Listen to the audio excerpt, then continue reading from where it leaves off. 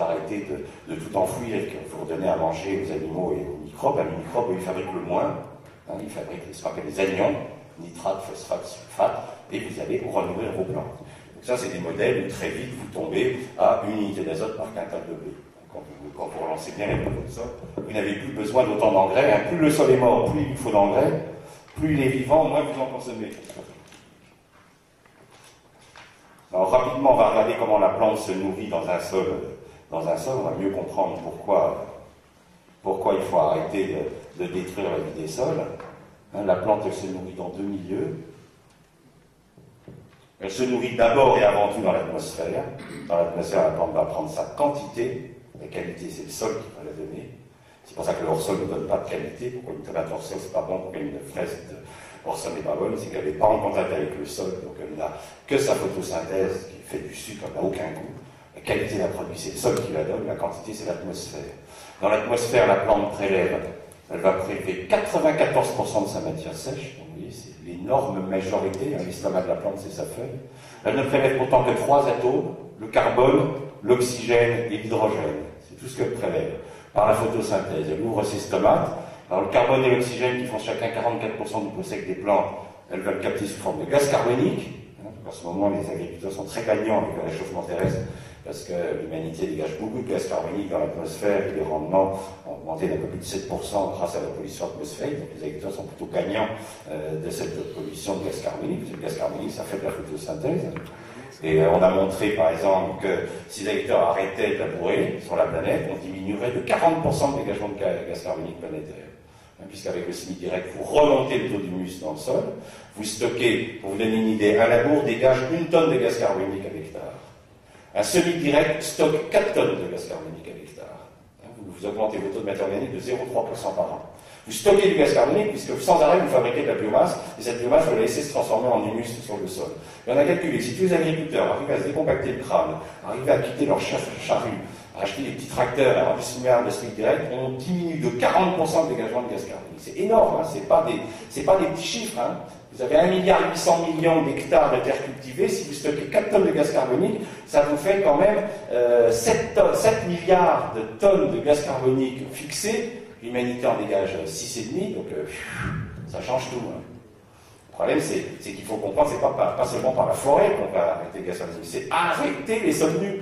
Le jour où on interdira le feu, hein, on interdira les gens de brûler les mauvaises herbes, de brûler le bois, on dégage à une époque, la France brûlait 13 millions de tonnes de paille à l'hectare dans les années 80. Maintenant, ça y est, c'est calmé, on voit plus de gars brûler leur paille. Mais la suppression, le feu, déjà, mais même dans le jardin privé, plein de gens qui brûlent leurs mauvaises herbes, ça c'est le geste primitif, archaïque de l'homme primitif, il faut arrêter de brûler. La matière organique, c'est de l'or pour le sol. Arrêtez de brûler, il faut la transformer en humus, il faut la laisser à la surface du sol. Quand vous tombez votre gazon, vous laissez le gazon au pied de vos rosiers, vous n'aurez pas à les désherber et vous allez renourrir la faune de votre sol. Ça, c'est une règle de base, jamais brûler de matière organique. Ce gaz carbonique, il est transformé tout de suite en sucre par les plantes. Donc si vous avez des plantes qui travaillent toute l'année, bah, vous allez fixer beaucoup plus de gaz carbonique, vous allez lutter très efficacement contre le réchauffement terrestre. Ce gaz carbonique va être transformé dans la feuille au cours d'une réaction qu'on appelle la photosynthèse en sucre. C6, H12O6. L'eau, elle vient de la pluie, l'hydrogène vient de l'eau de pluie. La pluie va être transformée lors de la réaction de photosynthèse dans la feuille de la plante en hydrogène qui va rentrer dans les sucres. Donc la photosynthèse, c'est quoi? C'est gaz carbonique plus eau, donne, l'eau va se décomposer en oxygène et en hydrogène qui va dans les sucres. Donc c'est gaz carbonique plus eau, donne oxygène plus sucre. Quand le citadin va manger le pain, il va dégager du gaz carbonique par ses poumons, il va uriner, ça va repartir dans les nuages, ça va retomber dans les champs, le gaz carbonique, le vent va souffler sur les villes, ça va repartir dans les champs, c'est reparti. Ça, c'est un cycle qui peut durer pendant 10 millions d'années, il ne passera rien. Ça va revenir automatiquement. C'est 94% du poids sec des plants, il revient simplement par la météo. Donc arrêtez ce mensonge agricole qui dure depuis 50 ans, de faire croire aux gens qu'il n'y avait pas d'engrais, on mourrait de faim. C'est un énorme mensonge. Absolument, les forêts tropicales ont une productivité énorme, elles n'ont jamais reçu un engrais de leur vie, elles continuent toujours à faire des arbres de 80 mètres de haut, depuis le plus vieux modèle qu'on connaisse, c'est Bornéo, 150 millions d'années, 9 mètres d'eau de pluviométrie, les arbres font 80 mètres de haut et personne n'a jamais mis d'engrais sur Bornéo. Les Bornéo fonctionnent toujours, il faut arrêter de dire que sans engrais on crève de faim, c'est faux, c'est relancer la vie des sols, vous nourrirez l'humanité. Alors le sol, lui par contre, il fournit rien, seulement 6% de la matière sèche. Mais attention, l'atmosphère ne fournit que 3 atomes, carbone, oxygène, hydrogène. C'est 28 atomes qui vont être prélevés dans le sol et qui vont rentrer dans les plantes. Et c'est ça qui va donner toute la qualité, c'est ça qui va donner les goûts. Tous les parfums, tous les arômes qu'il y a dans les plantes, que ce soit dans le vin, que ce soit dans n'importe quel fruit, ces arômes qui sont des molécules, l'argument des gens c'est « mais non, ça ne peut pas donner de goût, puisque les arômes sont des produits carbonés, que le carbone vient de l'atmosphère ». Mais ils oublient une chose, les gens qui ne connaissent pas bien la physiologie, c'est qu'un arôme, pour être synthétisé dans tous les organismes vivants, toutes les molécules qui sont synthétisées par des protéines qu'on appelle les enzymes. Toutes les réactions biochimiques du monde vivant sont synthétisées par des enzymes. Or, les enzymes, c'est quoi? Ce sont des protéines qui contiennent un cofacteur, c'est-à-dire un oligoélément, qui va lui permettre de faire cette réaction. Le nitrogénase qui fixe l'azote est une enzyme qui contient du molybdène. L'enzyme qui fait la photosynthèse, la chlorophylle, est une protéine qui contient du magnésium. Vous avez toutes les enzymes respiratoires qui vous permettent de respirer utilisent le fer comme cofacteur. C'est-à-dire que tous les enzymes qui vont servir à la synthèse des arômes ont besoin d'oligo-éléments. Plus il y aura de vie dans votre sol, plus votre plante aura d'oligo-éléments, plus elle sera parfumée, plus elle aura de goût. C'est pour ça qu'une tomate hors sol n'a strictement qu'un goût. Elle a une couleur de tomate, elle a une allure de tomate. Quand vous la mangez, le goût zéro, tout simplement parce qu'il n'y a pas de vie autour de ces racines, c'est un milieu mort, un milieu inerte, et donc aucun arôme n'est synthétisé. Vous avez juste de la photosynthèse, et gorgée d'eau en plus. Alors dans le sol, comment le fait la plante pour se nourrir? Ben, là, un mécanisme assez particulier, c'est que il y a une loi en physique, je vais faire un petit peu d'équilibre chimique, qui fait que la plante se nourrit en solution dans l'eau. Dans le sol, il y a de l'eau, et la plante, elle va prélever dans l'eau tout ce dont elle a besoin. Le potassium, qui est une charge positive, elle va prendre aussi des charges négatives, le nitrate, le phosphate. Alors comment elle fait? Il y a une loi qui dit que de part et d'autre d'une membrane vivante, ça doit être la même concentration, ce qu'on appelle la loi osmotique. Donc normalement, la plante, elle devrait avoir la même concentration que le sol. Même concentration en nitrate, même concentration en phosphate, etc. Et elle ne peut pas, la fille, accepter ça. Parce que le sol est très pauvre en nitrate, et si la plante avait la même concentration en nitrate que l'eau du sol, elle mourrait. Donc les plantes vont inventer un système remarquable, et vous utilisez le même système, tous les êtres vivants font pareil. Ils vont se battre contre cette loi osmotique, cette loi de concentration, qu'on appelle la force de concentration, force osmotique. Ils vont créer une force électrique. Donc comment le fait la plante? Elle est très astucieuse. Elle va envoyer vers ses racines du sucre, parce que du sucre, on en a plein avec sa photosynthèse, elle est là. Il a juste à montrer ses feuilles au soleil. Un blé, c'est 5 mètres carrés de contact avec le soleil. En racine, c'est 1000 mètres carrés de contact avec le sol.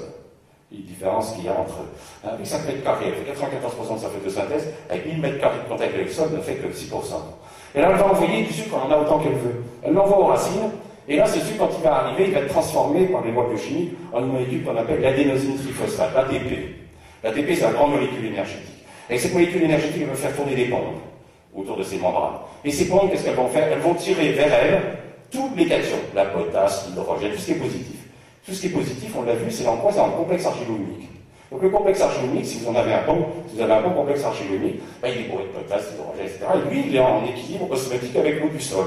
Et comme la plante va faire tourner ses pompes, elle va tirer, elle va prendre tout le potassium, tout l'hydrogène qui est dans l'eau du sol, et puis le complexe, il va continuer à en relâcher. Et une fois qu'elle est devenue une petite pile positive, ben, elle attend que les microbes lui fassent du moins, du nitrate, du phosphate, du sulfate, tous les chélas. Hein, si on regarde les réactions que font les microbes, leur travail, c'est de fabriquer du moins.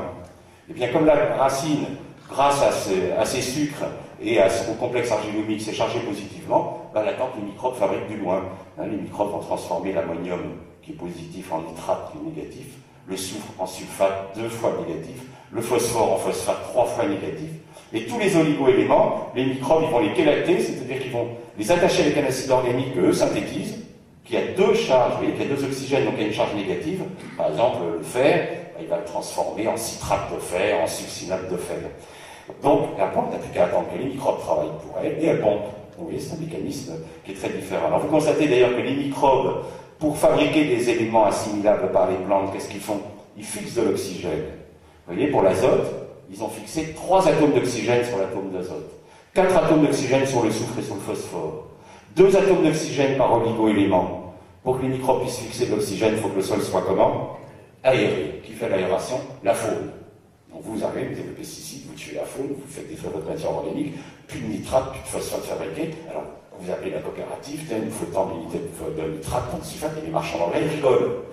En plus, comme vous n'avez plus de complexe argilo-humique, ils vont aussi vous vendre de la potasse. Alors, ce qui est amusant, c'est de se poser la question, pourquoi Sur les 28 éléments dont a besoin la plante, pourquoi on vous vend que NPK? C'est quand même marrant, pourquoi on ne vous vend pas les 28? Ils ne sont pas fous, les marchands d'engrais. Ça a été compris, ça a été analysé dès la fin du 19e. On sait qu'il faut absolument qu'on file aux agriculteurs des éléments qui leur font croire qu'il y a de la production.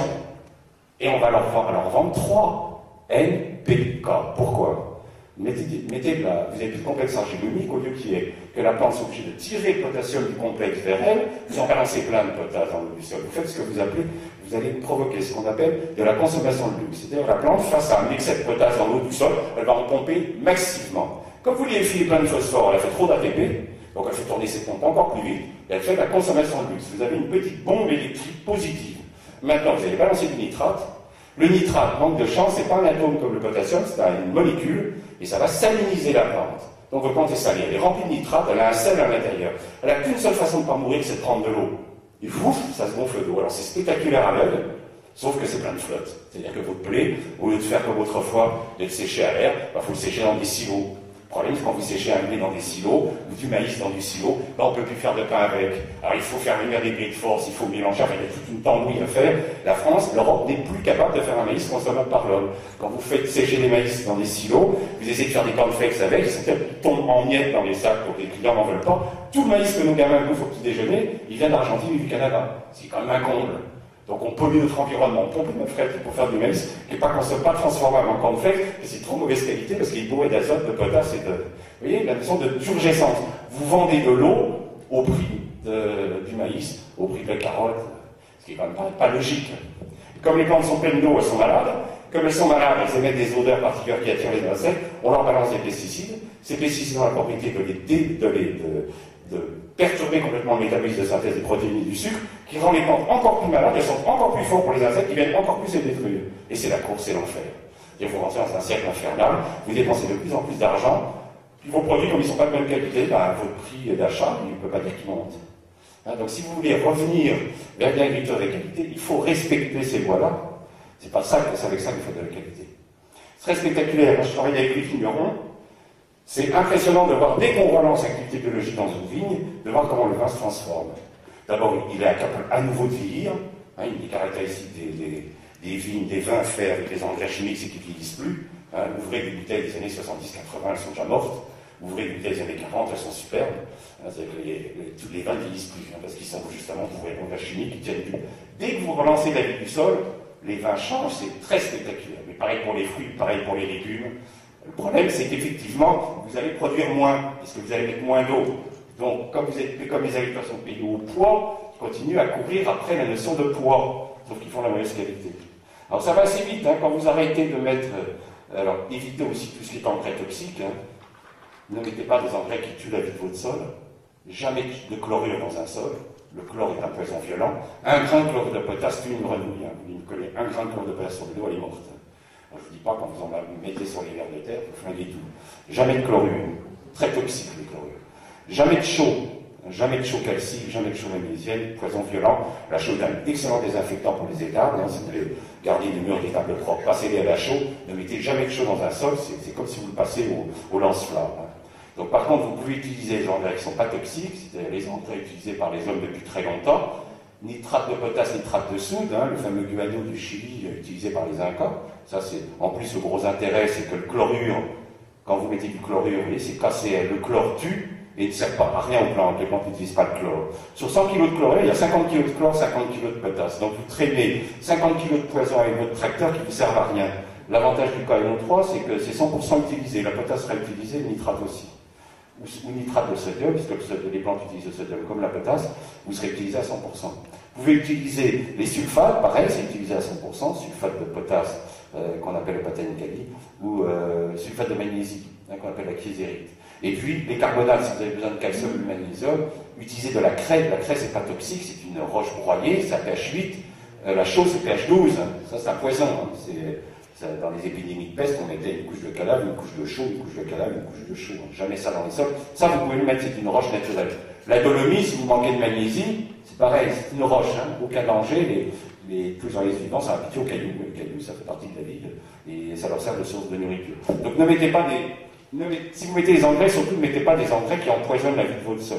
Alors les résultats vont vite, hein. Là c'est donc le premier agriculteur que j'ai réussi à faire passer au semi-direct, donc Jean-Claude Quillet, qui est donc à Montlouis, près de Tours. J'ai d'abord fait passer au TCS, puis après au semi-direct. Donc il y est, lui, depuis. Il a commencé au TCS en 92, il est passé au semi-direct en 2000. On a gardé une parcelle divisée en deux, hein. Il y a une parcelle qui continue à garder en labour. Vous voyez, l'activité biologique du sol labouré, c'est quasi l'électroencéphalogramme plat, c'est que le sol est mort. Là, il lui faut, c'est quelqu'un qui fait des rendements à 80 quintaux de blé. Là, il lui faut 200 unités d'azote pour faire ses 80 quintaux. Là, regardez comment l'activité est en train de monter, année après année. Il est plus qu'à 110 unités, là, hein. Et puis j'espère bien l'amener à 90 unités d'ici 5 ans. Bon, petit à petit, on avance. Mais l'activité repart, et son sol n'a plus rien à voir. Il n'a plus rien à voir. Il faisait du maïs irrigué, il n'irrigue plus. Il n'y a plus besoin d'irriguer puisque ses racines plongent, donc il est dans la nappe très vite. Il est dans la nappe de la Loire, il se rend compte qu'il a pu traîner des tuyaux pendant que les copains traînent des tuyaux, se réveillent la nuit pour aller changer les tuyaux d'irrigation. Lui, il reste tranquille dans son lit. C'est quand même plus agréable de ne pas avoir à traîner des tuyaux d'irrigation, simplement parce qu'il a un bon enracinement et que donc ses plantes se passent d'eau. Hein. Et les rendements? Rendement, il est même de ses voisins. Il est toujours à 84 ans, il n'a jamais baissé. Hein. Lui, la seule chose qu'il voit, c'est qu'il consomme beaucoup moins d'argent. Hein, c'est-à-dire qu'il a un revenu hectare qui est le jour et la nuit. Et ses voisins n'ont pas compris? Alors, c'est ce que je vous ai dit, vous êtes face à un problème sociologique, un problème culturel. C'est-à-dire que l'arrêt du labour n'est pas un problème de. Vous savez, les agriculteurs, c'est pas déjà. Il y en a qui commencent à calculer, mais la plupart sont encore dans des réactions passionnelles avec le sol, un beau labour. Ils ont l'impression d'exister en défonçant la terre. Oh, que c'est beau cette terre qui se retourne, ça nous fait plaisir. C'est un plaisir culturel, ça n'a rien à voir avec de la science, ça n'a rien à voir avec de la production agricole, c'est un plaisir culturel. Donc là, vous heurtez, il faut changer de mentalité. Pourquoi le semi-direct? Pourquoi il y a 110 millions d'hectares de semi-direct dans le Nouveau Monde et il n'y en a pas chez nous? Parce que dans le Nouveau Monde, les gars, ils sont arrivés avec les techniques, les Argentins, les Brésiliens, tous ces gens-là, ils sont arrivés avec les techniques d'Europe, dans des milieux qui n'ont rien à voir. Hein. Vous êtes dans des milieux extrêmement difficiles. Hein. Pour vous donner une idée, au Brésil, quand vous êtes sur le front, sur le Nord Mato Grosso, sur le front amazonien, quand la saison des pluies arrive, premier jour, vous prenez 150 mm d'eau, le lendemain 50 mm, le troisième jour 100 mm d'eau, vous avez labouré, je peux vous dire que la terre, vous en perdez 3000 tonnes à l'hectare en 3 jours. Et vous ne pouvez pas rentrer dans votre champ parce que c'est des sols avec 90% d'argile. Donc vous attendez, vous dites pourvu qu'il ne pleuve pas, qu'il manque de peau, il semble encore à pleuvoir, puis cette année-là, vous ne produisez pas. Tandis que quand vous êtes dans de la végétation haute comme ça, hein, donc les gars au début, ils ont essayé d'utiliser nos techniques et ça a été le fiasco. Donc les agronomes ont dit, c'est des sols incultivables. Je me souviens quand j'ai commencé à travailler avec la Banque mondiale sur le bassin amazonien, je travaillais avec les agronomes américains qui me disaient ça c'est des sols de merde, il n'y a rien qui pousse dessus. Je lui dis, t'es vraiment con, je vais t'apprendre un mouvement de ton cou qui est de lever la tête. T'as vu, les arbres, ils font 60 mètres de haut, comment tu peux m'expliquer? Ouais, mais ça n'a rien à voir, c'est une nature sauvage. Non, je lui dis, t'arrêtes de connaître, ton modèle est nul, t'as un modèle à hacher dans la tête, il faut que tu arrêtes de dire que c'est des sols nuls, c'est des sols qui font pousser des plantes magnifiques. Donc c'est toi qui n'es pas bon, arrête d'accuser la forêt amazonienne, la forêt amazonienne a un fonctionnement très astucieux, il n'y a pas de matière organique dans les sols tropicaux. Et pourquoi, si jamais la nature avait laissé de la matière organique, on minéralise 60% de la matière organique dans l'année en milieu tropical, tellement il fait chaud, humide. Donc qu'est-ce qu'elle a fait la nature? C'est très simple, elle n'a pas fait comme chez nous. Chez nous, comme il fait froid en hiver, qu'est-ce qu'elle fait la nature? Elle laisse tomber les feuilles des arbres. Pourquoi? Parce que comme il fait froid, la nature arrête de travailler. Les microbes ne minéralisent plus, les champignons ne travaillent plus, tout le monde se met en repos. Ben, les arbres, ils n'ont rien à manger, donc ils font tomber les feuilles, ils ne sont pas fous. Ils ne vont pas s'amuser à avoir de l'évapotranspiration alors qu'ils gèlent. Et s'il fallait qu'ils fassent sortir de l'eau par leurs feuilles, ils exploseraient, ils mourraient, ils ne vont pas s'amuser à essayer de nourrir des feuilles alors qu'il n'y a plus personne qui bosse dans ça. Donc ils se mettent au repos. Pays tropical, c'est pas ça, comme il pleut et qu'il fait chaud toute l'année, les arbres ont des feuilles. Donc toute l'année, dès qu'une feuille tombe, qu'est-ce qui se passe? Il y a des animaux qui la prennent, qui la mangent, les termites, là-bas, c'est les termites qui bossent, et hop, ça repart dans l'arbre. Donc quand il pleut, il n'y a rien à lessiver. Quand vous faites une étude sur une forêt équatoriale, 95% du carbone est dans la forêt, 5% dans le sol. Vous faites une étude dans une forêt européenne, la moitié du carbone dans le sol, la moitié dans la forêt. Des modèles qui n'ont rien à voir. Et les types sont arrivés avec leur modèle européen, ils ont voulu plaquer ça, ils font que des conneries. Donc les agronomes, jusqu'à les années 90, disaient, en pays tropical, on ne peut faire que du café, que la plante pérenne. Café, chocolat, non, c'était eux qui ne savaient pas réfléchir. Le problème de l'homme, c'est qu'il arrive dans les milieux, au lieu de les étudier et puis de faire une vraie approche scientifique. C'est quoi la démarche scientifique? La démarche scientifique, c'est j'observe. À partir de cette observation, ça c'est la méthode expérimentale écrite par Claude Bernard, on ne va pas la réinventer, les gens vont très bien réfléchir ce qu'était la science. J'observe. À partir de cette observation, je me dis, tiens, ce modèle-là, si c'est ça qui se passe, il y a peut-être, c'est peut-être ce mécanisme-là. J'ai même une hypothèse. Et ensuite, je rentre au laboratoire et je fais une expérience pour confirmer ou infirmer cette hypothèse. C'est pas du tout ce que font les agronomes. Les agronomes ne sont pas des scientifiques. C'est des gens qui arrivent dans un milieu, ils ne l'étudient pas, ils cassent tout, foutent le feu à la forêt, ils mettent tout sous forme minérale. Alors, je ne vous dis pas, quand vous avez minéralisé, hein, ils brûlent en moyenne 200 tonnes de matière organique à l'hectare quand ils foutent le feu à la forêt. Ça, ils coupent tous les grands arbres sont retirés, ils laissent le feuillage, ils foutent le feu, 200 tonnes de gaz carbonique qui se dégagent à l'hectare. Hein, c'est-à-dire qu'à l'heure actuelle, le brûlé des forêts équatoriales dégage autant de gaz carbonique que l'industrie humaine. Juste le feu des forêts équatoriales. Ils mettent tout sous forme minérale, il pleut, tout est lessivé, ils disent, tu vois, il n'y a rien qui pousse. Évidemment, toute la richesse qui était dans la forêt, ils l'ont envoyée en rivière. Donc, c'est des gens qui n'ont pas de démarche scientifique. C'est pas des... Moi, quand j'arrive dans une région pour bosser, pour aider des paysans, je pars dans la forêt pendant plusieurs jours. Pour essayer de comprendre comment marche le système local.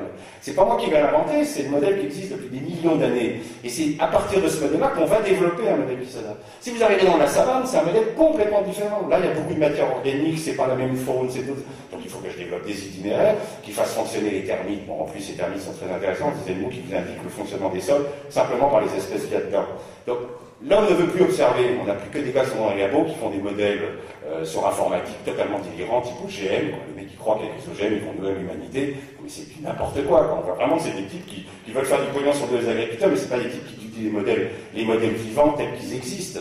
Moi ça m'a amusé quand les généticiens ont étudié l'ADN de l'être humain, donc on a dépensé énormément de pognon pour étudier tout l'ADN de l'être humain, et on s'est rendu compte que nous avons 2 fois moins de gènes que l'orge, enfin que les plantes de façon générale. Alors les hommes vachement vexés, parce qu'ils étaient persuadés que comme ils étaient les êtres les plus évolués du monde, ils avaient l'ADN le plus grand de la planète. Non, 2 fois plus court que les plantes. Alors les gars ne comprennent pas. Moi je mets une hypothèse toute belle. Pourquoi les plantes ont 2 fois plus d'ADN que nous? La grande différence de entre la plante et nous, c'est quoi? C'est que quand le climat change, la plante ne peut pas se barrer. Tandis que nous, si le climat change, on migre. Les oiseaux, quand il fait trop froid, ils migrent. En ce moment, on voit des cigognes qui ne migrent plus parce qu'ils commencent à faire doux. Elle reste tranquille. Elle s'adapte au climat. La plante, elle ne peut pas. Moi, je pense que cet ADN que les végéticiens appellent l'ADN junk ADN, l'ADN de merde qui ne sert à rien, je crois que c'est complètement faux, cet ADN. C'est l'histoire de cette plante. C'est-à-dire que si les conditions varient un peu, elle va utiliser cette partie de l'ADN pour résister. Et que si les plantes ont des ADN plus abondants, c'est tout simplement, elles ont accumulé dans leur ADN des histoires météorologiques qui changent. Tout le monde le dit. Hein. Les années se suivent et ne se ressemblent pas. Ben, les plantes, elles se sont adaptées à cette histoire. Donc au lieu de dire c'est de l'ADN de merde qui sert à rien, il ferait mieux de se dire, bon là apparemment il y a un truc qu'on n'a pas compris, il faudra peut-être qu'on sache pourquoi les plantes ont un ADN si grand. Moi, mon hypothèse, c'est des adaptations à des situations environnementales qui changent contre leur volonté et auxquelles elles ne peuvent pas échapper. Et c'est pas avec les OGM que vous nourrissez l'humanité, c'est pas en fabriquant des chimères qui en plus ont des problèmes de fragilité, bouleversent toute la microflore du sol autour des racines, enfin tous les mêmes microbes autour des racines. Une fois que vous avez mis l'OGM, il faut contaminer tout le monde. Donc ça veut dire plus de liberté. Hein, c'est la fin de la démocratie, les OGM. Ça veut dire que si un gars a envie de faire en bio, ben, il ne pourra pas. Ou s'il veut être en biodynamie, alors vous pouvez être contre l'agriculture biodynamique, vous pouvez être contre l'agriculture biologique. Enfin, les gens, on est dans une démocratie. La base d'une démocratie, c'est le choix. Pour moi, c'est le choix de la République. À partir du moment où tout est contaminé, ben, c'est fini, il n'y a plus de démocratie. Je pense que c'est beaucoup plus intéressant d'utiliser la biodiversité que nous avons. Il y a un nombre de plantes incroyables sur cette planète. Par exemple, là, on travaille avec les eupathères en ce moment sur des milieux secs tropicaux. Les eupathériums sont des plantes qui captent l'eau atmosphérique.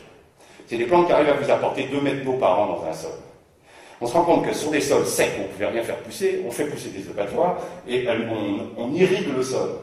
C'est quand même peut-être plus intéressant d'essayer de tirer des tuyaux, d'essayer de l'eau de mer avec de l'énergie nucléaire. Donc, je veux dire, il y a sur cette planète des solutions extraordinaires, parce qu'on a une richesse biologique. Prenez l'Afrique, par exemple. L'Afrique, elle a plus d'ongulés, de ruminants, que toute la planète réunie.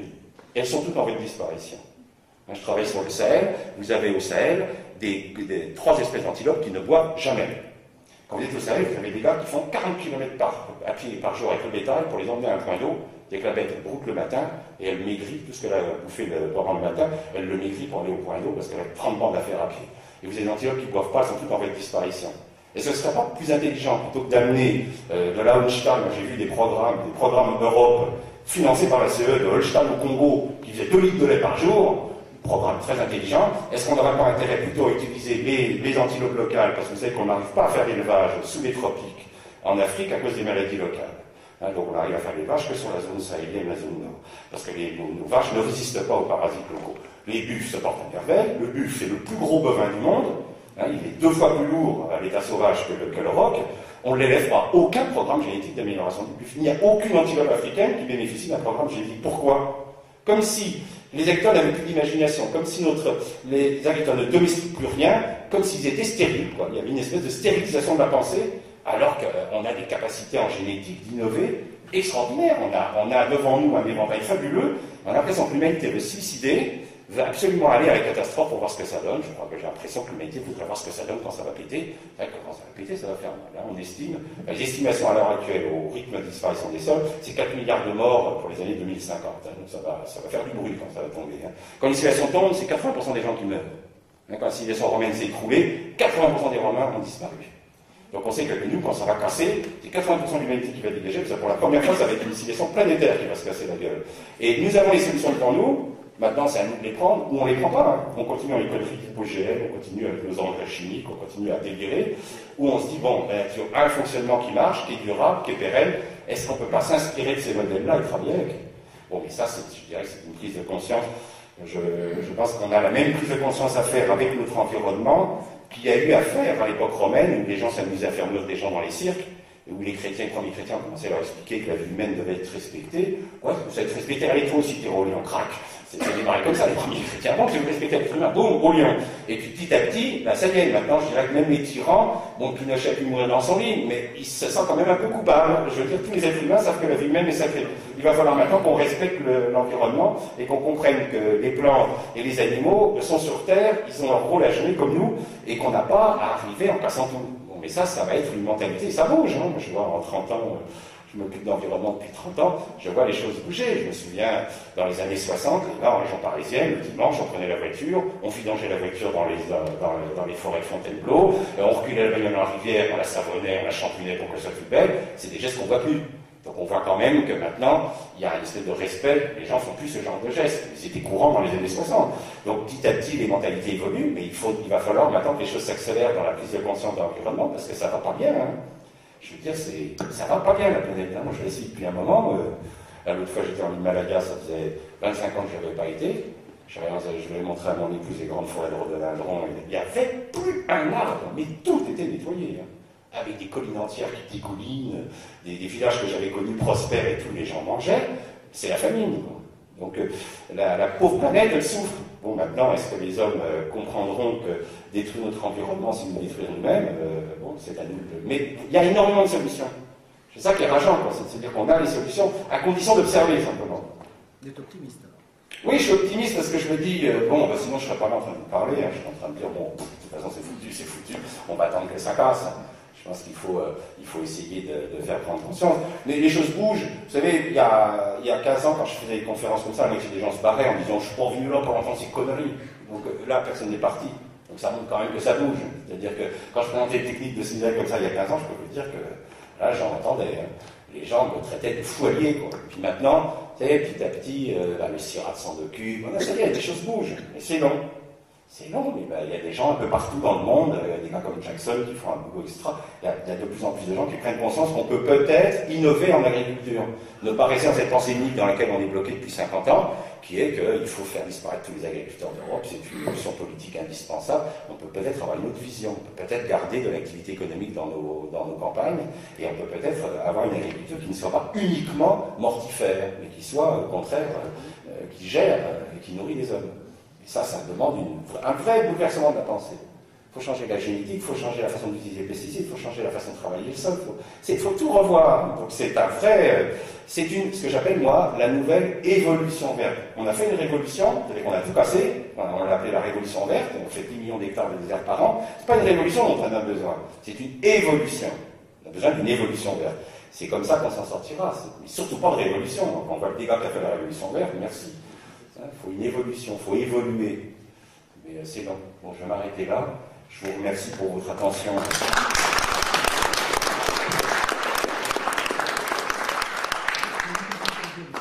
Une question. Oui. La Terra Preta, vous pouvez nous en parler? Là? Terra Preta, c'est au Brésil? Oui, au Brésil.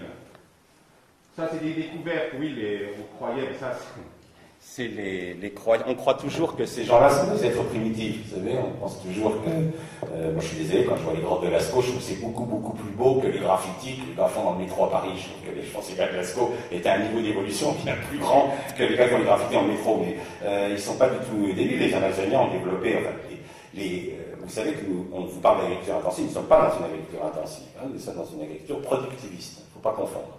Les agriculteurs traditionnels produisent beaucoup plus au mètre carré que l'agriculture actuelle. Hein, pour vous donner une idée, dans un pays comme Bali, zéro engrais, absolument zéro engrais, on fait 124 tonnes de riz à l'hectare. Zéro engrais, hein, uniquement avec l'équilibre paysan. Hein. Pourquoi? Parce que le paysan a développé, donc, plus il est descendu vers le sud, plus il est tombé sur une grande biodiversité et des climats extrêmement violents, hein, avec des fortes saisons des pluies, etc., plus il a développé une agriculture d'association.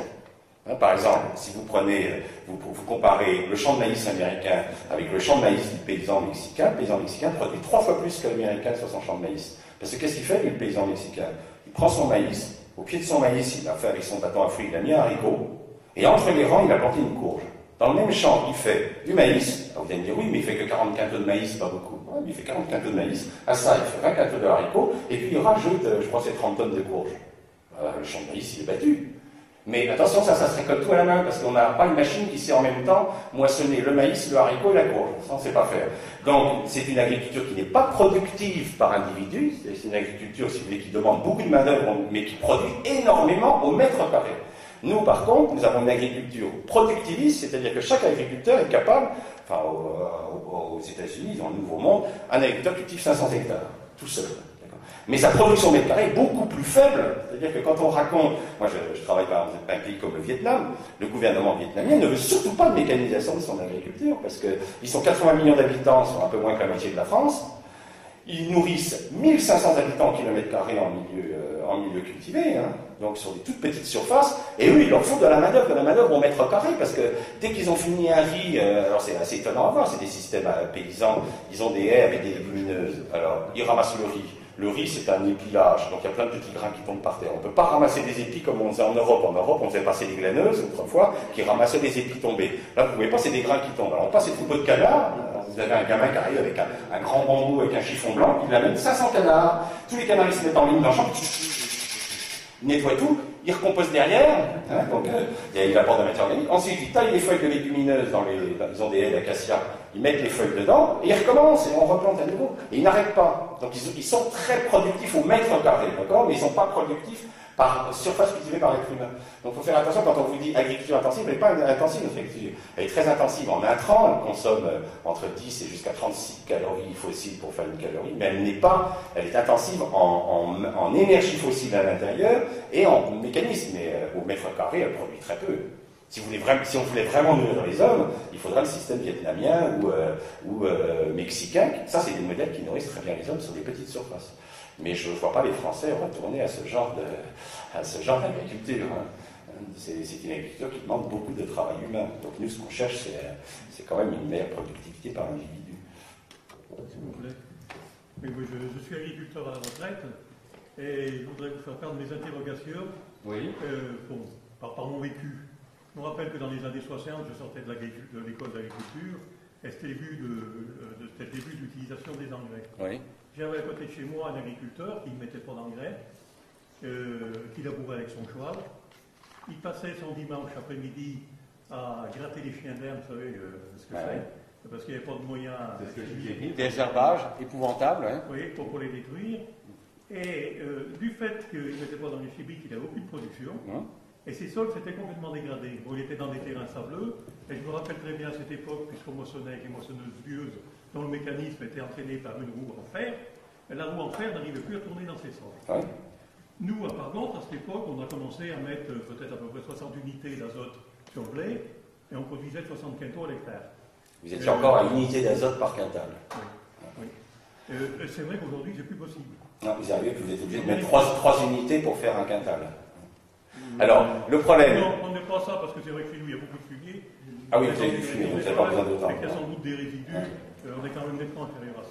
Alors, là, vous parlez des sols ruinés en Europe, hein, parce que les sols, ils ne sont pas tout neufs. Hein. Vous n'êtes pas dans l'Oregon, vous n'êtes pas dans les sols neufs du Brésil, hein, qui sont conquis sur la forêt, qui, eux, ont besoin d'extrêmement peu d'engrais pour produire. Vous êtes sur des sols qui sont cultivés depuis 5000 ans, donc ils sont épuisés. Si vous prenez par exemple la Champagne, hein, la Champagne a été autrefois extrêmement riche. Ne croyez pas qu'on a construit la cathédrale de Reims sur le tas de craie que vous voyez maintenant. Hein. À l'époque, il y avait 1,50 m à 2 mètres de terre. Le duché de Reims était un des duchés les plus riches de France. Moi, j'habite le plateau de Langres en Bourgogne. Langres était le premier évêché de France.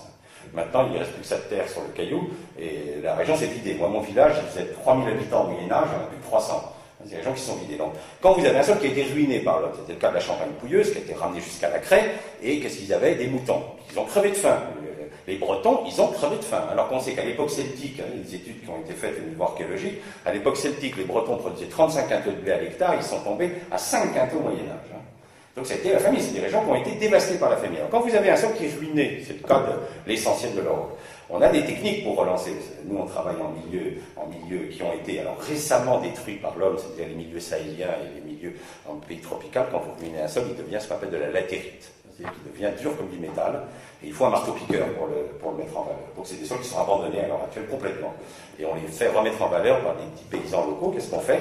Eh bien, on remet tout simplement du bois. Parce que c'est la base de tout. Il y a un moment, il faut que vous relanciez le mécanisme biologique. Si vous ne redémarrez pas le mécanisme biologique, si vous ne remettez pas du bois, ce qu'on appelle autrefois les anciens, comment ils ont entretenu pendant... après l'Empire romain, les rendements se sont cassés la figure, on est descendu donc à 7 quintaux au Moyen-Âge, et puis on va rester comme ça jusqu'au XVIIe. Et puis au XVIIe, j'avais tous appris cette phrase à l'école, labourage et pastourage sont les deux mamelles de la France. L'Europe va inventer la haie, ils ne le savent pas, mais ça va avoir des conséquences énormes. Pourquoi la haie? Parce qu'on va se mettre à parquer du bétail, on fait rentrer la pâture, alors qu'avant on était uniquement en veine pâture, avec des bêtes qui étaient tenues à la corde le long des chemins et dans les forêts du Seigneur. On fait rentrer l'animal apporte du fumier, et lentement les rendements remontent en Europe. On va terminer à 18 hectares au début 1900. 18 quintaux à l'hectare. Donc il y a une restauration lente des sols. Bon, maintenant on a arraché toutes les haies, on a tout cassé. Mais la haie, elle avait un rôle fondamental. C'est que les anciens, ils taillaient la haie, prenaient les poids de taille, ils les mettaient sous les bêtes. Il y a une partie qui allait pour chauffer la cheminée, puis une partie qui allait sous les bêtes. Et quand ils remettaient ça sur le sol, ils relançaient tous les champignons.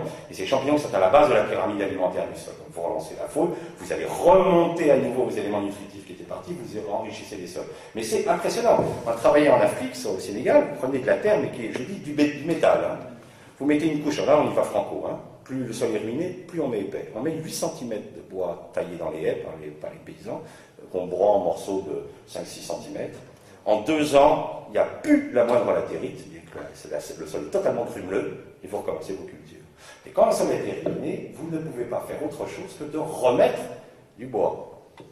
La France avait 3 millions de kilomètres de haie, on a tout arraché. Bon, maintenant, on manque de bois raméal, ce qu'on appelle le bois de taille. Mais en vigne, ils les brûlent, c'est pas idiot, il faut garder les bois au pied des vignes. Quand vous avez un sol qui est tombé, comme vous le décrivez, c'est-à-dire un sol sableux en plus, donc avec un mauvais complexe argile-humique épuisé par des années d'agriculture, il faut relancer la mécanique biologique, et là, il n'y a pas d'autre technique que d'apporter de l'humus. Une source d'humus, c'est-à-dire de la lignine. C'est pour ça que la base de l'équilibre agricole, c'est l'équilibre sylvo-agro-pastoral.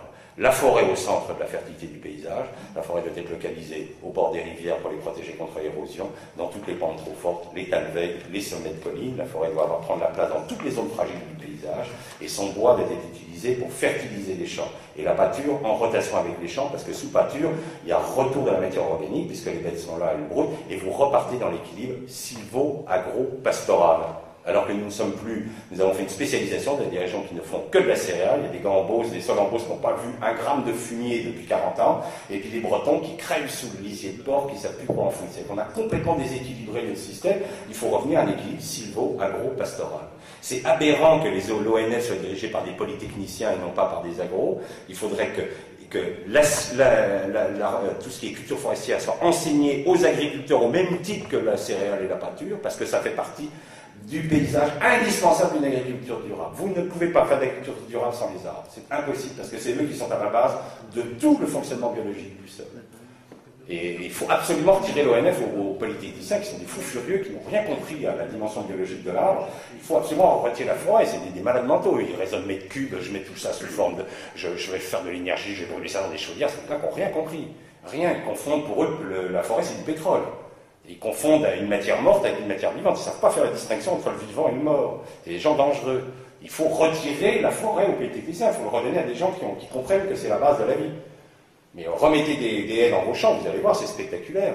Alors évidemment, le problème, c'est qu'avec nos machines, c'était pas le remembrement qu'on a fait, un remembrement absolument pas réfléchi. À partir du moment où vous avez des machines, dans un pays comme l'Europe, vous passez 30% de votre temps à faire des demi-tours, parce que vous avez des parcelles qui ne sont pas adaptées au mécanisme. Si vous voulez avoir des parcelles adaptées au mécanisme, il faut que vos parcelles suivent le paysage. C'est-à-dire que normalement, dans une colline, un agriculteur devrait avoir un tour de colline, un autre agriculteur un autre tour de colline, de telle sorte que quand vous partez avec votre tracteur, vous longez des haies et puis vous faites toujours votre tour, jamais de demi-tour, et vous sortez de votre parcelle. C'est ça, ça aurait été un remembrement intelligent, un remembrement en fonction du paysage. Ça aurait permis de remettre des haies sans qu'elles vous gênent, puisque vous seriez toujours en train de travailler parallèle à des haies. C'est ensuite vous avez des machines, maintenant que vous tirez derrière le tracteur qui vous le broie, qui vous envoie automatiquement les déchets dans les champs. Donc c'est pas un boulot énorme, hein, vous faites ça en été, juste après la moisson, vous remettez du bois, et vous ressemez, c'est mis direct tout de suite.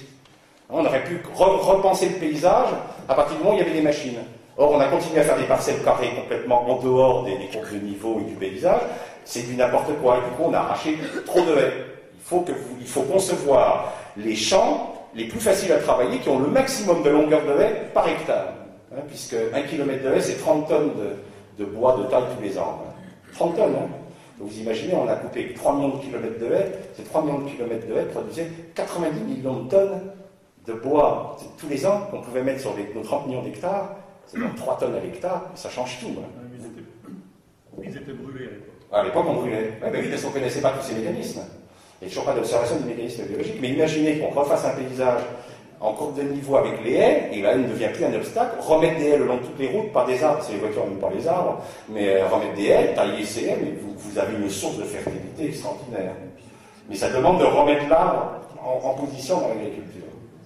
En plus, ça sert d'ombrage aux bêtes, les bêtes adorent brouter les feuillages d'arbres, donc en plus, dans l'équilibre agro-pastoral, la forêt, elle a vraiment sa place. Vous voyez, c'est une repensée complète de la notion de paysage. D'ailleurs, autrefois, on ne disait pas un agriculteur, on disait un paysan, un homme qui fait le pays. Alors maintenant, ce sont des exploitants agricoles, c'est-à-dire qu'on les met, et ça a été une catastrophe, hein, à la sortie de la guerre, on a modifié l'équilibre économique du pays. Hein. Autrefois, vous aviez le secteur primaire, qui était les mines, la pêche, puisque la pêche à l'époque, c'était de la simple exploitation, il n'y avait pas de gestion, on gère d'ailleurs toujours très mal les poissons, ils diminuaient tout à l'heure. Le charbonnage, etc., les mines, tout ça, c'était secteur primaire.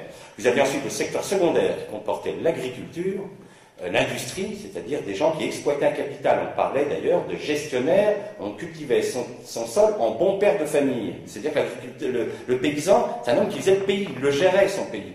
Puis on a dit non, maintenant quand tu es un exploitant agricole, c'est que maintenant l'agriculture est dans le secteur primaire, elle exploite. Et puis après moi le déluge, quand j'aurai ruiné mes sols, quand j'aurai plus de capital, c'est ce qui se passe, hein, l'agriculture mondiale se décapitalise, et importe de plus en plus d'énergie, d'engrais chimiques, du monde industriel, du secteur secondaire, et les secteurs primaires, je suis désolé, mais ils s'appauvrissent. Quand vous exploitez une mine, quand il n'y a plus de charbon, il n'y a plus qu'à partir. Puis quand il n'y a plus de sol, ben, les paysans ils s'en vont, on en a perdu déjà 92%. Le monde agricole n'a pas été mis dans le secteur primaire, c'est le secteur secondaire. Il gère un capital fondamental qui doit nous des générations, qui doit être durable, qui est le capital sol. On ne fait pas du capitalisme en agriculture, on ruine le capital, c'est le pire des capitalismes qui existent. Le bon capitaliste, c'est celui, normalement, l'agriculteur doit rendre un sol plus fertile que celui qu'il a reçu de son père. Il doit laisser à son fils un sol plus fertile. En ce moment, il lui laisse un sol plus pauvre.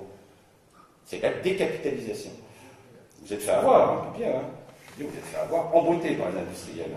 Ils vous ont roulé dans la farine, chicos.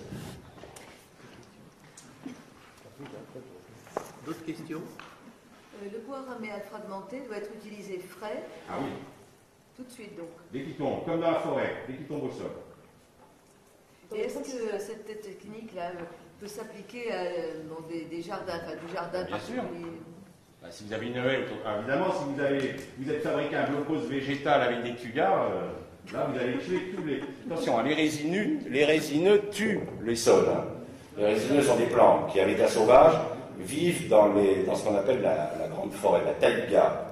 La taïga est les sommets des montagnes. Les résineux sont des plantes. Les forêts de résineux sont des plantes dans des milieux où il pleut très peu, moins de 400 mm d'eau par an, et surtout ils gèlent très fort. C'est pour ça qu'ils ont une résine.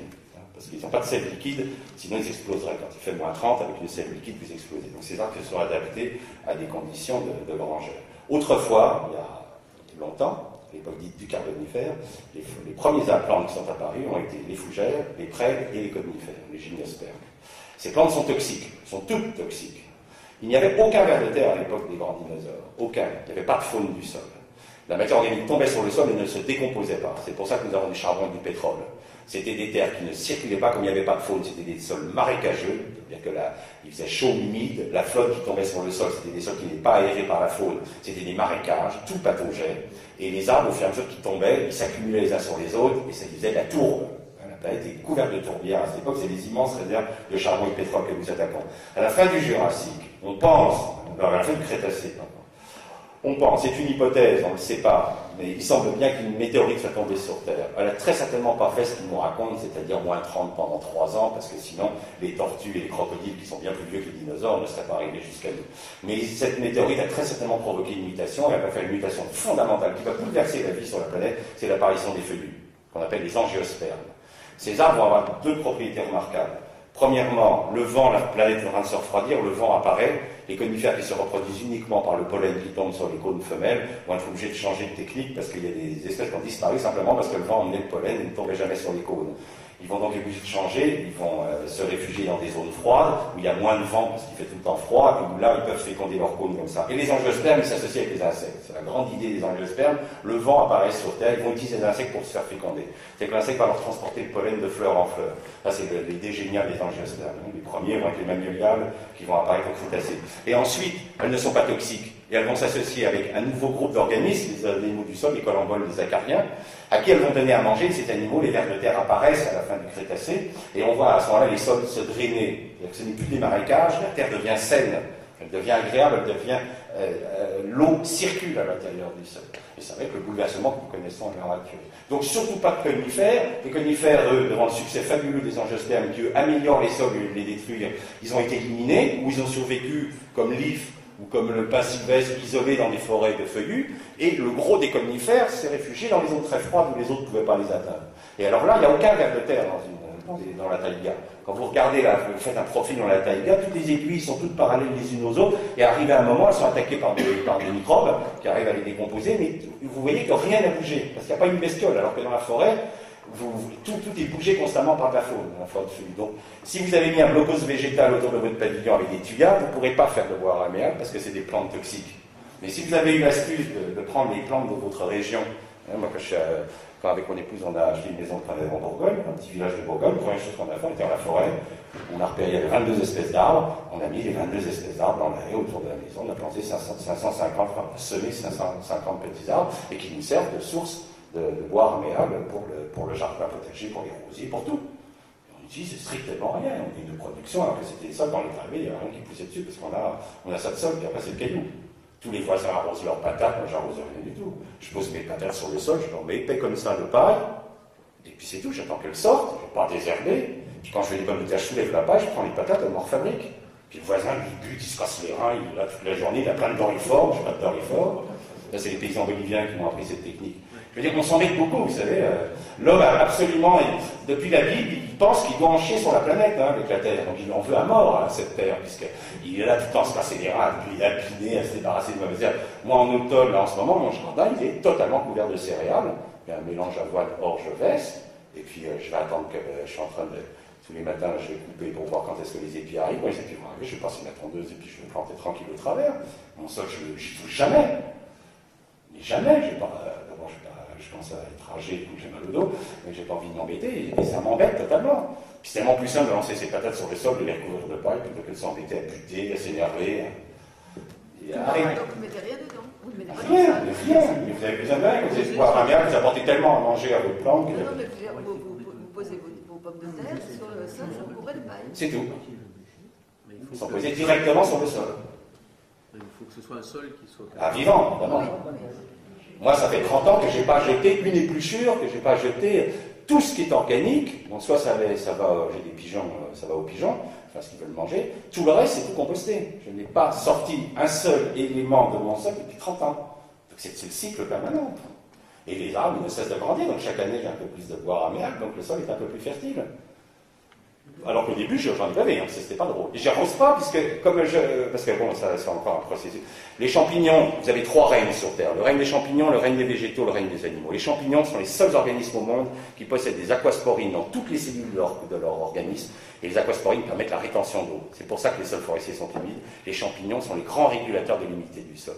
Dès que vous avez remis des champignons, je ne sais pas si vous avez remarqué, tous les sols à l'heure actuelle, ils se mouillent très vite et ils se sèchent très vite. Tous les agriculteurs qui travaillent depuis longtemps vous le diront.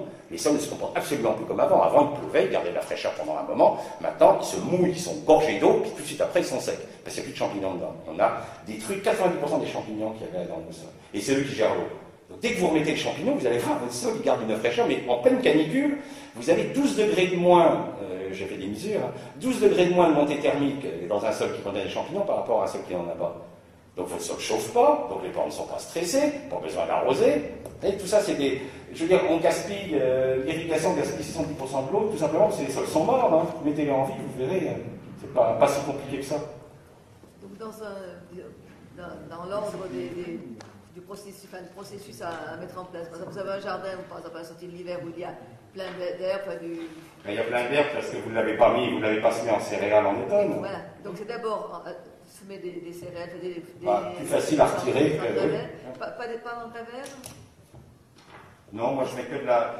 Dans un jardin, il faut toujours penser rotation. Hein. Dans un jardin de légumes, vous ne cultivez pas de graminées. Vous ne cultivez pas de graminées. Dans un jardin, vous cultivez des légumineuses, vous cultivez des crucifères, vous cultivez des composés, mais pas de graminées. Donc, mettez dans votre jardin en rotation des graminées. Comme ça, vous n'aurez pas de maladie. Ne remettez pas des crucifères, alors qu'il y en a déjà plein dans le jardin. Ne remettez pas des légumineuses, vous voyez.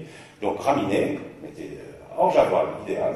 Et puis, vous tondez, vous plantez, vous semez. Avec la roue que je vous ai montrée, idéal. Ça, c'est idéal, ça. Vous changez le trou, la taille du trou en fonction de la graine, ça va de la graine de haricot jusqu'à la graine de radis, la toute petite. Vous roulez dans le truc tondu. La tonde, ça va vite. C'est beaucoup plus reposant que de vous embêter à désherber. Hein. Et à décher. Hein. Comment est-ce que vous expliquez la disparition des dorifores dans votre jardin? Simplement, les pommes de terre sont nourries avec tous les éléments, elles sont en bonne santé. L'insecte, ce qu'il faut que vous compreniez, c'est que l'insecte, c'est le charognard des plantes malades. Vous n'avez des attaques d'insectes que parce que la plante émet une odeur comme quoi elle est malade. Et dans la nature, un être malade ne doit surtout pas se reproduire. C'est une règle, c'est comme ça que la vie s'est maintenue en bon état de santé pendant des millions d'années, c'est qu'elle élimine tout ce qui est malade. Elle ne les laisse pas se reproduire. Les études génétiques récentes ont montré que lorsqu'un organisme subit des stress alimentaires, etc., il transmet ce stress pendant 4 générations. Donc ça veut dire qu'une plante qui est pourrie, pendant 4 générations, vous aurez des plantes pourries. Moi, je le vois très bien. Faites l'expérience toute simple. Achetez des pommes de terre dans le commerce. Des pommes de terre génétiquement, elles ne sont pas des OGM, mais qui sont très mal sélectionnées sur le rang de la chimique. Vous verrez que c'est des plantes extrêmement fragiles. Vous allez avoir une grosse perte. Il va y avoir de l'oïdium, il va y avoir du mildiou. Elles vont vraiment mal se porter. Ne gardez que les tubercules qui ont survécu. Vous ne faites aucun traitement. Vous ne gardez que les tubercules qui ont survécu à votre système. Cela, vous les reproduisez. 3 ans après, vous n'avez plus de maladie sur vos pommes de terre. Il n'y a plus de dorifort non plus. Il n'y a plus de dorifort, ouais. Moi, mes voisins, je suis entouré de jardins pour être dorifort. Ils viennent tous voir chez moi. Alors au début, c'était drôle parce que quand ils venaient me voir, ils me voyaient planter mes patates, ça les rendait. Bon, ils savent que je suis fou, donc c'est pas trop grave. Mais ce qui est amusant, c'est que l'autre fois, il y a 3 ans, j'ai vu un gars qui faisait la même chose que moi. J'ai dit, ah bon, qu'est-ce que c'est? Ah non, c'est juste pour voir, mais tes conneries, tu vois, mais c'est pour voir, quoi. Donc je dis, il adopte quand même, donc ça c'est marrant. Mais j'ai dit, tu sais, t'as raison de le prendre, hein. C'est les paysans de Bolivie qui me l'ont appris, ils sont pas plus bêtes que les autres, hein. Mais c'est marrant la réaction. Mais c'est... Arrêtez de croire que la nature fonctionne, qu'il y a toujours le méchant insecte qui vous attend au virage pour vous flinguer vos plantes. C'est pas comme ça que ça marche. Le malade ne doit pas donner de descendants, il doit disparaître. Donc à vous d'avoir des plantes qui ne sont pas malades. Pour qu'elles ne soient pas malades, il faut qu'elles soient nourries, non pas par des engrais chimiques, mais par des... Mais faites des expériences toutes bêtes. Si vous avez une haie, c'est des choses simples à faire. Si vous avez une haie, prenez par exemple une plante qui réagit particulièrement bien, c'est l'épine vinette. Si vous avez par exemple 10 pieds d'épine vinette sur votre terrain, sur 5 pieds vous mettez NPK, puis sur 5 autres pieds vous ne mettez rien. Les 5 pieds que vous avez mis à NPK, les 5 auront le feu bactérien. Vous allez voir, immédiatement ils auront le feu bactérien. Parce qu'elles sont déséquilibrées au niveau du elles vont devenir toutes noires. C'est une plante qui prend bien le feu bactérien, et vous allez voir, toute noire. Les 5 compagnies d'engrais, nickel, pas de maladie. Mais attention, alternez vos espèces, ne faites pas une haie avec une seule espèce. Hein. Biodiversité toujours. Monsieur Bourguignon, sur Oui. un plan purement agronomique, qu'est-ce que vous pensez du co-compostage des déchets verts et des bouts de stations d'épuration? Bon, là, alors, il faut composter tout ce qui contient des pathogènes. Tous vos excréments animaux, il faut les composter, parce que les bêtes, vous avez remarqué qu'une vache ne broute jamais l'herbe qui a poussé sur sa blouse. C'est ce qu'on appelle le refus en pâturage. C'est l'herbe qui est sortie de la bouche de la vache, et la vache, elle n'est pas folle, elle ne touche jamais, elle ne se réinfecte pas. Je ne vous conseille pas de vider votre fosse septique, de la mettre sur votre jardin potager et d'aller manger vos salades. Parce que ça va mal se terminer en fait. Il ne faut jamais se réinfecter. Donc le compostage, il faut le pratiquer. pour les animaux, tout ce qui est déchet animal doit être monté en température pour être désinfecté. En vigne, si vous taillez des bois de plus d'un an, des bois de 2 ans qui peuvent contenir des maladies, il faut les composter pour éviter de salir votre champ. Donc là, le compostage est indispensable. Alors, le problème du compostage des bouts des villes, si les bouts des villes sont bien triés, ça va. S'il y a des déchets industriels dedans avec des métaux lourds, là, c'est très embêtant. Donc ça, c'est avant de prendre des déchets d'une ville, il faut que la ville ait fait son tri préalable. Bon, les déchetteries se mettent en place, je pense que les choses vont aller en s'améliorant, mais c'est sûr que les bouts des villes, quand vous voyez tous les gens malades qu'il y a, tout ça, ça part aux toilettes, et toutes les maladies qu'il y a, faites attention quand même. Le parasitisme, je veux dire, c'est pas inexistant, ça existe le parasitisme. Si vous arrosez massivement votre champ avec des staphylococcus, etc., ça tue les vers de terre. Le lisier de porc industriel, il tue les vers de terre tellement il est riche en pathogènes, en particulier en Clostridium. Donc, s'il tue les vers de terre, je ne dis pas ce qu'il va vous faire à vous. Donc, composter, très important de composter. Moi, j'ai fait des études en Bretagne sur le lisier de porc composté, il ne tue pas les vers de terre. Dès qu'il est composté, dès qu'il est monté en température, on arrose des tas de paille avec du lisier de porc, on le chauffe, on le met sur le champ, il n'y a plus de mort de vers de terre. Alors que quand vous le mettez pur, un aérobique sortant de la fosse sur le sol, il y a tous les vers de terre qui sortent du sol et qui crèvent. Donc vous voyez, le même produit peut être bon pour le sol ou peut le tuer. Pour ça, faites attention, un compost, réussissez-le bien, faites-le bien fermenter, faites-le bien monter en température. Un compost qui pue, qui pue l'anaérobiose et tout, ne le mettez pas sur le sol, il est toxique. En France, les meilleurs systèmes d'agriculture durable, c'est bien le système de polyculture équilibré. Absolument. Ce qu'on peut observer, c'est que dans les grandes régions industrielles, en Beauce, la Brie, il y a un siècle, ils avaient les moutons, bien sûr. Exactement. On moutonnait les blés en Beauce au 19e. Il y avait toujours ce passage de l'animal et on a tous spécialisé, ça c'est une catastrophe. Dans les vignes dans le Beaujolais, encore il y a 20 ans, il y avait des animaux. Les moutons passaient dedans, les moutons en hiver. Les moutons broutaient l'herbe entre les vignes en hiver, on associait. Comment? Les oliviers aussi avec l'olivier, pareil. Quand vous allez en Toscane, Italie, qui a gardé encore des systèmes assez traditionnels, vous verrez dans la même exploitation de l'olivier, de la vigne, de la céréale, de l'élevage, tout est dans le même paysage. Et les animaux servent à nettoyer les rangs des vignes. On a cassé tout cet équilibre. C'est vrai que c'est un équilibre qui est consommateur de main-d'œuvre. Mais à mon avis, faire 3 millions de chômeurs en France pour abandonner nos paysages, je ne sais pas si c'est une très très bonne idée politique. On a peut-être pu laisser un peu plus de... Mais pour ça, il ne faut pas faire des mauvais blés qu'on paye à 10 € du quintal, ça ne va pas ça. Il faut que le blé soit payé. Le prix du blé n'a cessé de baisser depuis 50 ans. C'est-à-dire que maintenant, les gens se sont rendus compte que les Français ont un tel mépris pour leur nourriture qu'ils jettent 400 000 tonnes de pain à la poubelle, c'est-à-dire la consommation du Portugal. Je ne sais pas si vous voyez l'état de mépris dans lequel on a mis l'alimentation. L'alimentation, ça se jette.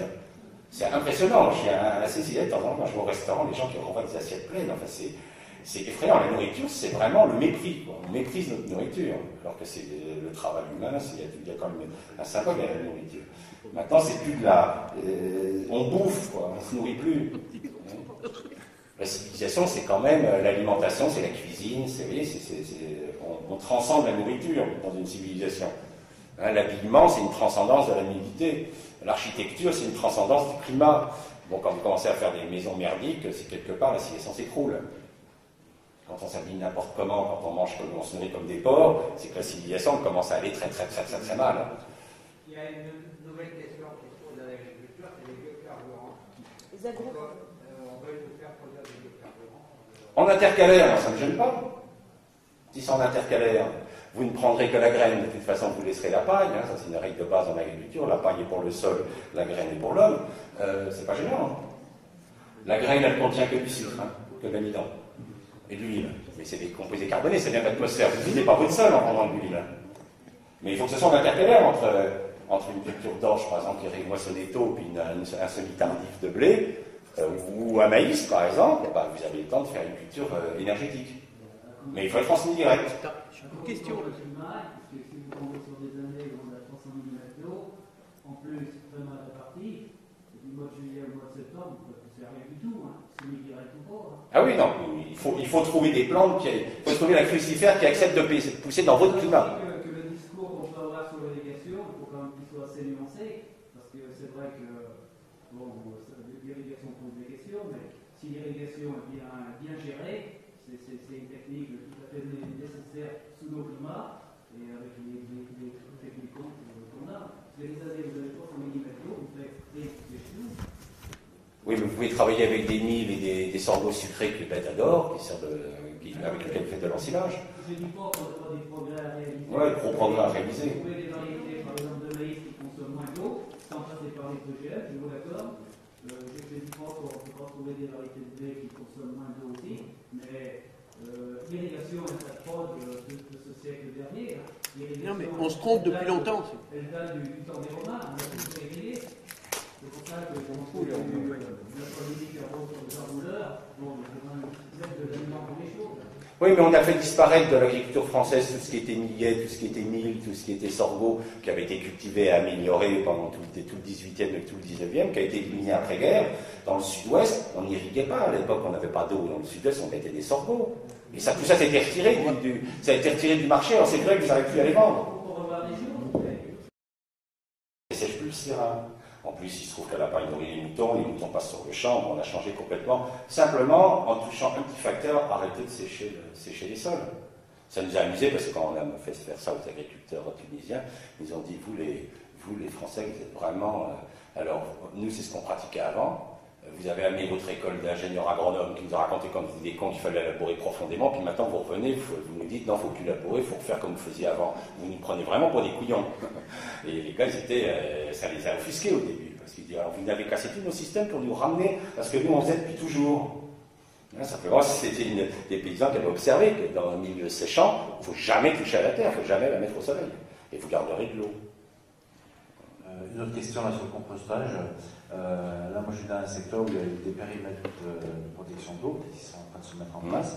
Et bon, moi, je composte les exploitations et on m'interdit de mettre du compost sur ces périmètres de protection, alors que j'ai le droit de l'engrais. C'est vrai. Ça, c'est le lobbying des marchands d'engrais, c'est le lobbying des marchands d'engrais. Non, mais c'est un hydrogéologue qui a fait une étude et qui a sorti ça, qui a pendu sur la voie. On n'a pas le droit de... Enfin, c'est n'importe quoi. Mais c'est comme pour les problèmes de culture intercalaire. Quand vous faites une culture intercalaire au mois de juillet, votre sol il est sec, c'est-à-dire qu'il n'y a pas de minéralisation. Donc vous êtes obligé de mettre de l'azote, sinon votre culture intercalaire ne pousse pas. Alors, les abrutis qui sont dans les ministères ont dit interdit de mettre de l'azote au mois de juillet. Vous ne mettez pas d'azote au mois de juillet, votre interculture va faire ça. Donc elle ne servira à rien. Elle ne récupérera pas l'azote qui est déjà, lui, à 40 cm de profondeur et 50 cm. Donc vous avez perdu votre temps, jeté des graines par la fenêtre et ça ne servit à rien. Quand vous semez une intercalaire, il faut lui mettre à manger. Et ne vous inquiétez pas, les 30 unités d'azote, les 40 unités d'azote que vous avez à manger, vous allez largement les récupérer. Et en plus, avec cet azote, elle va pouvoir aller chercher l'azote qui est plus loin. Et on se retrouve avec des vrais itinéraires qui ne polluent plus. Mais il y a des abrutis dans les ministères qui ont décidé qu'il ne fallait pas mettre d'azote au mois de juillet. Donc, le problème, c'est que pour faire évoluer les choses, il faut que les gars qui sont sur le cul dans leur bureau viennent un peu sur le terrain regarder ce qui se passe. Vous comprenez ? Il faut se mettre un peu à la place des agriculteurs. Non, mais c'est pas aux agriculteurs que j'en veux, hein. C'est au fait qu'on les a emmenés dans un système qui... C'est pour ça que je vous ai dit, vous êtes fait avoir. Vous êtes fait avoir par un système agro-industriel qui a su vous faire dépenser beaucoup d'argent. Mais vous pouvez faire une agriculture propre. Il n'y a pas de... Il faut arrêter de dire que l'agriculture pollue. Elle pollue parce qu'on a décidé de la rendre polluante. Mais il faut plus faire une agriculture productive et qui nourrit les hommes et qui est propre. Hein. Mais pour ça, il faut changer les règles. Parce que sinon, ça ne marchera jamais. Si vous ne mettez pas à manger à votre plante intercalaire, elle ne poussera pas. Hein. Parce qu'elle n'est pas une période où il y a minéralisation dans le sol. La minéralisation, ça se fait au printemps, ça se fait à l'automne. Vous pouvez faire un semis d'automne, il y a la minéralisation pour le nourrir, vous pouvez faire un semis de printemps, mais pas en mois de juillet, mais tout le monde est au repos. Les bactéries sont au repos, les champignons sont au repos. Il n'y a pas de minéralisation à ce moment-là. Moi, quand je fais une courbe d'activité biologique dans le sol, il y a la courbe printanière, il y a le creux en été, la courbe d'automne, puis le creux en hiver. Donc, si vous travaillez creux d'été, il faut que vous me donniez à manger. Mais ce sera récupéré largement, parce qu'après, votre plante, elle va profiter toute la chaleur de l'été pour pousser, elle va descendre ses racines, elle va vous récupérer les engrais, vous ne polluerez pas. Si ça ne pleut pas... On évite plutôt à mettre de l'azote pour faire pousser les moutardes. Moi, je fais des dérobés à l'agriculteur intercalaire qui me dit je ne veux surtout pas les mettre de l'azote au mois de juillet pour les faire pousser. Hein. S'il reste de l'azote, elles poussent. S'il n'en reste pas trop, elles sont un peu moins hautes. C'est tout. Hein. Ah oui, mais le fait qu'elles ne poussent pas, c'est pas parce qu'il ne reste pas d'azote, c'est parce que le climat les empêche de pousser. Ah oui, mais pour qu'elles poussent, il faut aussi qu'il pleuve. Hein. Ah oui, non, mais attendez. Vous êtes en semi-direct? Je m'en doute, mais vous êtes en semi-direct ou en labour? Les moutardes, moi, je gratte avec mon guide. Ah, mais vous grattez quand même, donc vous séchez. Je gratte sur 8 cm, je les sème avec mon four à 10, et puis ça reste que... Ce que le climat veut bien. Tandis qu'avec quand vous grattez pas du tout, vous verrez que vous êtes beaucoup moins dépendant du climat. Ah oui, essayez. Vous avez parlé de variétés de maïs qui ne consomment pas beaucoup d'eau. Non, je dis des plantes. Vous avez des plantes, la famille des sorgho, les milles, les millets qui ne consomment pas d'eau. Le maïs, c'est une plante tropicale de milieu humide qui consomme de l'eau. On essaye à l'heure actuelle de faire... Alors, le problème, c'est que comme l'industrie contrôle totalement le maïs, ils ont les graines, ils ont les OGM, ils ont tout, donc ils ne veulent pas que le maïs leur échappe. Alors, pourquoi ils ont fait les OGM sur les 5 plantes les plus importantes sur le plan économique, hein? Il y a quoi en ce moment en OGM? Le maïs, qui est là, présent dans 85% des aliments que vous consommez, le soja, présent dans 85% des aliments que vous consommez, le coton, première culture industrielle du monde, le colza, première plante pour l'huile, et le riz, parce que ça nourrit l'Asie. C'est ces 5-là qu'ils ont, mais pas pour rien, ils ne sont pas amusés à prendre des cultures type tournesol qui ne font pas grand-chose. Donc, à l'heure actuelle, ils ont fait du maïs soja, du maïs et du soja, mais ils contrôlent parfaitement toute la chaîne de transformation. Donc ils n'ont pas tellement envie que vous passiez, que des agriculteurs se mettent à faire du sorgho ou se mettent à faire du millet, parce que ça va leur échapper. Donc ils n'ont pas envie que les agriculteurs, c'est pour ça que plus ils peuvent attacher les agriculteurs, c'est que les OGM, ils les attachent complètement. Ils leur vendent des semences, ils leur vendent l'herbicide adapté dans la semence produite, et ils tiennent tout le circuit. Ils leur disent, vous serez obligé de passer par nos silos, vous ne passerez pas. Donc l'agriculteur, il est comme ça. Oui, mais c'est un système d'enfermement, si vous voulez. Non, mais est-ce qu'il existe des variétés de maïs qui consomment peu d'eau? Oui, mais je ne vois pas l'intérêt. Pourquoi vous voulez absolument mettre du maïs? Il y a des variétés. C'est une plante toxique, c'est la seule graminée toxique du monde, le maïs. Donc c'est une plante qui est plutôt embêtante, elle contient des hématoglutinines. Et vous savez que les Espagnols, quand c'était arrivé au Mexique, ils ont vu les Mexicains, puisque c'est ils ont que ça, les Mexicains, donc ils l'ont cultivé, puis ils les voyaient mettre de la chaux, comme pour les murs, hein, ils mettaient de la chaux dans leur galette de maïs. Les Espagnols, ils ont regardé, ils se sont dit, on est vraiment chez les primates, hein, ils confondent architecture et alimentation. Et en fait, les Incas, les Mayas, avaient observé que quand on mettait de la chaux, ils ne le savaient pas, mais ils remontaient le pH, ils bloquaient les hématoglutinines, et le maïs devient digeste. Les Espagnols se sont moqués des Mayas, et n'ont pas voulu mettre de chaux, ça tombait malade, les gars. Donc maintenant, c'est une plante qui est toxique, c'est pas une très bonne graminée, hein. Vous avez bien mieux, les sorgho sont bien plus appétants, ils sont plus sucrés en plus, ils sont beaucoup plus digestifs par les animaux et même par l'homme. On fait de meilleurs biscuits avec les sorgho, gustativement parlant, qu'avec le maïs. Le problème, c'est que le maïs a été industrialisé, c'est une réussite extraordinaire au niveau industriel, donc ils tiennent à cette plante mordicus, non pas pour ses qualités, si vous voulez, en tant que... il y a bien mieux comme graminée, on fait des meilleures croissances au Brésil avec des sorgho qu'avec des maïs, mais c'est tenu par l'industrie, c'est pour ça, c'est tout. Mais il n'y a pas d'autres espèces, hein. Vous savez, il y a des variétés anciennes de maïs, les variétés population, il y en a qui ne consomment pas tellement d'eau. Oui, il y en a qui consomment moins d'eau, mais d'une façon globale, c'est quand même une plante qui pousse au moment du début de la saison des pluies en milieu tropical, c'est une plante qui a besoin d'eau. Elle a besoin de chaleur et d'eau pour pousser. C'est spectaculaire. Quand vous allez dans un pays comme le Mexique, dans sa patrie d'origine, vous allez voir la vitesse à laquelle pousse un maïs, c'est absolument spectaculaire. Des vitesses, moi j'ai mesuré au Mexique, des vitesses d'enracinement de 12 cm jour son maïs. Je ne sais pas si vous voyez, 12 cm jour. Le maïs pousse de plusieurs centimètres par jour quand il est chez lui, quand il est dans son milieu. Chez nous, il a un coup de froid au mois de mai, il devient tout rouge, il souffre, il n'est pas content, donc je lui mets du superphosphate en localisé sur la graine, parce qu'à cette époque-là, quand c'est trop froid, les champignons ne travaillent pas bien, il n'y a pas de phosphate. Donc il n'est pas dans son milieu, alors que le sorgho, qui est une plante de milieu sec, très différent, avec des nuits froides, beaucoup mieux adapté à notre climat. Bon, mais c'est sûr que les Américains qui ont un climat tropical au Texas, ils tiennent à leur maïs. Le maïs, quand vous allez au Canada, vous allez voir, quand il fait chaud au Canada, il fait chaud, hein, le maïs il pousse vite. Pas chez nous, on a un climat tempéré, c'est pas la plante idéale de pays tempéré. Vous avez des milliers de Chine bien mieux adaptés à notre climat que le maïs. C'est parce que l'industrie a forcé pour faire du maïs, mais c'est pas une plante très digeste, c'est pas une plante qui donne de la qualité gustative. Alors, il y a les canards qui le supportent bien, le maïs, et les poulets, eux, ils le valorisent mieux. Mais le bétail, ça ne vous fait pas de la bonne viande, le maïs, ça vous fait de la meilleure viande avec le sorgho. Allez manger de la viande en Argentine ou au Brésil, vous allez voir comment les goûteuses de la viande, parce qu'ils nourrissent au sorgho et pas au maïs.